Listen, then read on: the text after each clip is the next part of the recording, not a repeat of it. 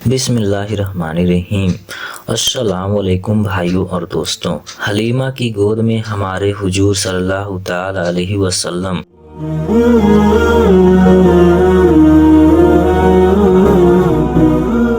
مکہ سے 150 کلومیٹر دور ایک بستی تھی جس کا نام بانو سعد تھا۔ حضور صلی اللہ تعالی علیہ وسلم کے پیدائش کے ایک ہفتے بعد بانو سعد کی 10 عورتیں اپنی اپنی سواری لے کر مکہ کے طرف کسی دودھ پینے والے بچے کی تلاش میں نکلی۔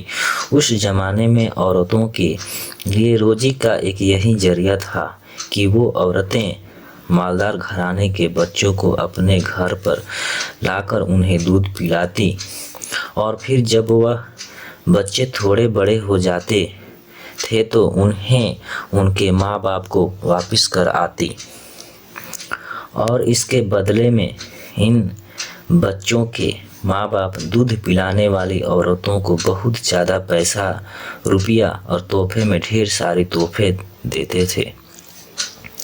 اسی امید میں بانو سعد کی 10 عورتیں مکہ کے طرف اپنی اونٹنیاں لے کے چلی۔ انہی عورتوں میں حضرت حلیمہ سعدیہ بھی تھی۔ حضرت حلیمہ سعدیہ کے گھر پر بہت زیادہ غریبی تھی اور ان کے شوہر کو کوئی کام نہ ملتا، پھر بکری چرا کر انہی کے دودھ پر دن رات گزارا ہوتا تھا۔ حلیمہ سعدیہ کے گھر میں ایک اونٹنی بھی تھی، لیکن وہ بہت زیادہ کمزور ہو چکی تھی کیونکہ بنو سعد قبیلے میں گھاس بھی بہت کم ہوتی تھی۔ بہت پریشان رہتے تھے۔ حلیمہ سعدیہ اپنی اس کمزور اونٹنی کو لے کر مکہ کے طرف ان 10 عورتوں کے ساتھ چل پڑی تاکہ انہیں بھی کوئی دودھ پیتا لڑکا مل جائے جس کی وجہ سے ان کے گھر میں بھی 4 پیسے آنے لگے۔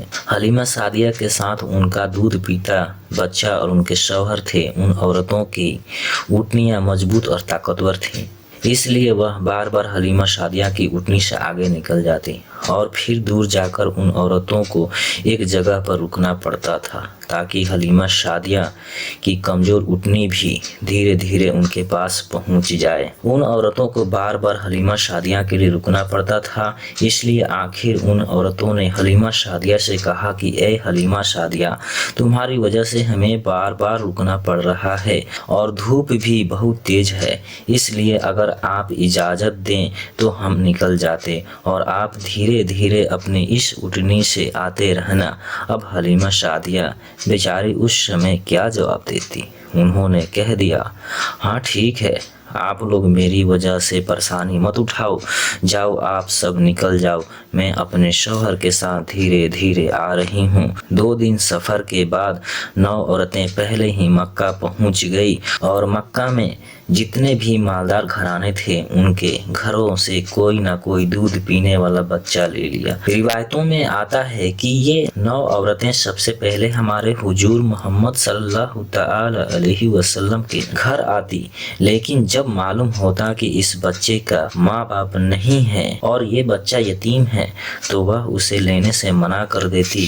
اتنی دور سفر کر کے اس لیے آئے ہیں تاکہ لڑکے کے پتا سے ہمیں کچھ پیسے اور خرچے مل جائے، یہ لڑکا تو یتیم ہے، اس سے بھلا ہمیں کیا ملے گا؟ اس لیے ساری عورتوں نے ہمارے حضور محمد صلی اللہ تعالی علیہ وسلم کو لینے سے انکار کر دیا، مطلب منع کر دیا، اور مکہ کے مالدار بچوں کو لے کر چلی گئی۔ جب سبھی عورتوں نے حضور صلی اللہ تعالی علیہ وسلم کو لینے سے انکار کر دیا تو یہ بات حضرت آمینہ کے دل پہ لگی اور وہ اکیلی گھر میں بیٹھی اپنے اس چھوٹے بچے کو دیکھ کر رونے لگی اور دل ہی دل میں رونے لگی کہ کاش میرے شوہر زندہ ہوتے تو وہ بچے کو گود میں لے کر بازار میں گھماتے پھراتے اور اسے بازار سے اچھے اچھے کھلونے دلاتے۔ حضرت آمینہ کے آنسو دیکھ کر شاید اس وقت اللہ تعالی مانو حضرت آمینہ سے کہہ رہے ہوں گے کہ اے آمینہ،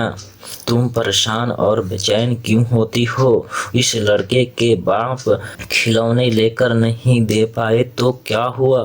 اس بچے کی تو ایسی شان ہوگی کہ میں اس آسمان کے چاند کو اس لڑکے کے لیے کھلونا بنا دوں گا اور وہ انگلیوں کے اشارے سے چاند کے 2 ٹکڑے کر دے گا۔ اے آمینہ، اس لڑکے کے باپ اسے क्या बाजारों को और सैर करवाते आने वाले वक्त में देखना, मैं इस बच्चे को आसमान पर बुलाकर जन्नत की सैर कराऊंगा। हजरत आमीना खामोश और परेशान बैठी थी और शायद यही सब बातें सोच रही थी। हजरत अब्दुल मुत्तलिब को भी जब अपने पोते के बारे में पता चला कि किसी औरत ने भी मेरे पोते को कबूल नहीं किया, सभी ने लेने से इनकार कर दिया है, तो उनके भी दिल पर एक चोट लगी और दिल ही दिल में सोचने लगे कि ऐ काश मेरा बेटा जिंदा होता तो आज मेरे पोते को यतीम नहीं देखना पड़ता। शाम का वक्त हो चुका था। हलीमा शादिया उसी वक्त मक्का पहुंची तो उन्हें मालूम हुआ कि मक्का में अब कोई मालदार घराने का लड़का नहीं बचा है। इन सभी औरतों ने हर ऐसे बच्चे को ले लिया है जिसका पिता मालदार हो। अब बेचारी हलीमा शादियाँ तलाश करती हुई हजरत आमीना के घर पहुंची और दरवाजे को खटखटाया। उन्होंने पूछा, बताओ कैसे आना हुआ? तो बताया कि मैं दूध पिलाने वाली हूँ, देहात से आई हूँ, बच्चा चाहिए। हजरत आमीना ने सोचा कि ये औरत भी मेरे इस बच्चे को देखकर इनकार कर देगी कि मैं इस यतीम को गोद नहीं लूँगी, लेकिन फिर भी अल्लाह ताला ने उनके दिल में बात डाली और उन्होंने हलीमा शादिया को अपने घर के अंदर बुलाया। हलीमा शादिया को भी जब इस बात की खबर हुई कि लड़का यतीम है और इसका बाप नहीं है, तो लेने से इनकार कर दिया और वापस चली गई। उन्हें कोई भी बच्चा नहीं मिला और वो अपने शौहर के पास एक खेमे में पहुंची। शौहर ने पूछा कि ए हलीमा शादिया, क्या हुआ, कोई बच्चा नहीं मिला? तो हजरत हलीमा ने जवाब दिया कि नहीं, हम देर से पहुँचे, ये मक्का के सारे बच्चे उन औरतों ने ले लिए और अब मेरी किस्मत में शायद कोई भी बच्चा नहीं है। लेकिन हाँ, एक घर में गई थी पर वहाँ एक यतीम बच्चा था, उसका पिता मर चुका है, तो उससे भला हमें क्या मिलेगा? जब बाप ही नहीं तो हमें पैसे और तोहफे कौन देगा? इसलिए मैंने उस बच्चे को लेने से मना कर दिया। रात का वक्त था, दोनों मियाँ बीबी खामोश बैठे थे। हजरत हालिमा की गोद में जो बच्चा था वह बहुत ज़्यादा रो रहा था क्योंकि वो तकरीबन 2 दिन से भूखा था और हजरत हालिमा के सीने में बिल्कुल भी दूध नहीं बचा था क्योंकि हजरत हालिमा ने भी कई दिनों से कुछ नहीं खाया था, इसलिए भूख की वजह से उनके सीने में भी दूध आना बंद हो गया था। अचानक खामोशी तोड़ते हुए उनके शौहर ने अपनी बीबी हालिमा से कहा कि हलीमा, वैसे भी हमें कोई बच्चा नहीं मिला है और हम इतनी दूर का सफ़र करके मक्का आए हैं, कल सुबह हमें वापस जाना है, इसलिए मैं मुनासिब समझता हूँ कि तुम जाओ और उस यतीम बच्चे को लेकर आओ। चलो छोड़ो, हमें कुछ पैसे नहीं मिलेंगे तो क्या हुआ, कम से कम अल्लाह ताला के तरफ से कुछ हमें सवाब तो मिलेगा कि हमने किसी यतीम बच्चे को पाला। खाली हाथ घर लौटते हुए मुझे अच्छा नहीं लग रहा है। हजरत हालिमा ने कहा, बात तो आप सही कह रहे हो, तो ठीक है, मैं अभी उस लड़के को लेकर आती हूँ। और फिर हजरत हालिमा बीबी आमना के घर पहुँची। ये देखकर हजरत आमिना बहुत खुश हुई कि चलो मेरे बच्चे को किसी औरत ने कबूल तो किया। हजरत हालिमा फरमाती हैं कि ज़रा मुझे वो बच्चा तो दिखाओ। हजरत आमिना ने ज़मीन पर लेटे बच्चे की तरफ इशारा किया। उस वक्त हुजूर मोहम्मद सल्लल्लाहु तआला अलैहि वसल्लम के ऊपर एक कपड़ा पड़ा हुआ था। हजरत हालिमा ने जैसे ही वो कपड़ा हटाकर हमारे हुजूर सल्लल्लाहु तआला अलैहि वसल्लम का चेहरा देखा तो उनका दिल धक से हो गया। हुजूर सल्लल्लाहु तआला अलैहि वसल्लम ने मुस्कुराते हुए हजरत हलीमा की उंगली पकड़ ली। ऐसा खूबसूरत बच्चा और उसकी इतनी प्यारी सी मुस्कान देखकर हजरत हलीमा खुद पर काबू न कर पा सकी और हंसते हुए उस बच्चे को गोद में उठाकर सीने से लगा लिया और उससे प्यार करने लगी। बच्चे को सीने से लगाते ही हजरत हलीमा को ऐसी ठंडक महसूस हुई कि जो उन्हें सारी जिंदगी में नहीं मिल सकी। फिर हजरत हलीमा ने कहा कि मैं इस बच्चे को जरूर लूँगी। हजरत आमीना ने खुश होकर अब्दुल मुत्तलिब को बुलाया और कहा कि एक औरत बच्चे को लेने आई है। ये सुनकर अब्दुल मुत्तलिब भी खुश हुए और जल्दी से घर पहुँचे। हजरत हलीमा से पूछा कि तुम किस कबीले से है? तो उन्होंने जवाब दिया, मैं बानु साद से हूँ। फिर पूछा कि तेरा नाम क्या है? तो फरमाया, मेरा नाम हलीमा सादिया है। यह सुनकर हजरत अब्दुल मुत्तलिब ने खुश होकर कहा, वाह वाह, नेकी और सादगी एक साथ हो गई। उन्होंने हजरत हलीमा की खूब तारीफ की और फिर फरमाया कि तुम मेरे बच्चे को लेकर जा सकती हो। हजरत हलीमा जब बच्चे को लेकर आगे बढ़ने लगी तो रुक कर आमीना से कहा, ए आमीना, मैं देहात में रहने वाली हूँ। मैंने आज तक इसके जैसा खूबसूरत सा बच्चा अपने हाथों में नहीं देखा है। हजरत आमीना ने कहा कि ए हलीमा, तुम देहात की रहने वाली हो और मैं शहर की रहने वाली हूँ। मैंने आज तक इसके जैसा बच्चा आज तक शहरों में नहीं देखा। हजरत अब्दुल मुत्तलिब पास ही में खड़े थे। उन्होंने कहा कि ए हलीमा, तुमने देहात में ऐसा खूबसूरत बच्चा नहीं देखा है और ए आमीना, तुमने शहरों में ऐसा खूबसूरत बच्चा नहीं देखा। और मैं मुल्कों का सफ़र किया करता हूँ, मैंने किसी भी मुल्कों में ऐसा खूबसूरत बच्चा नहीं देखा।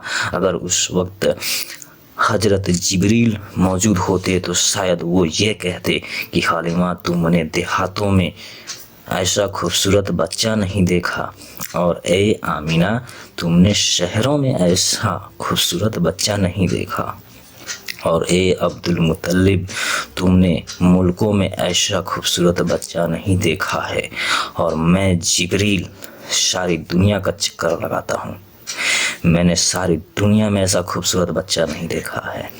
और अगर उस वक्त अल्लाह ताला से कोई पूछता तो शायद अल्लाह ताला फरमाते कि मैं इस बच्चे का परवरदिगार, मैं सारी दुनिया का मालिक, बादशाहों का बादशाह, मैं इस बच्चे की कसम खाकर कहता हूँ कि मैं सारी मखलूक में इस जैसा बच्चा खूबसूरत किसी को पैदा नहीं किया।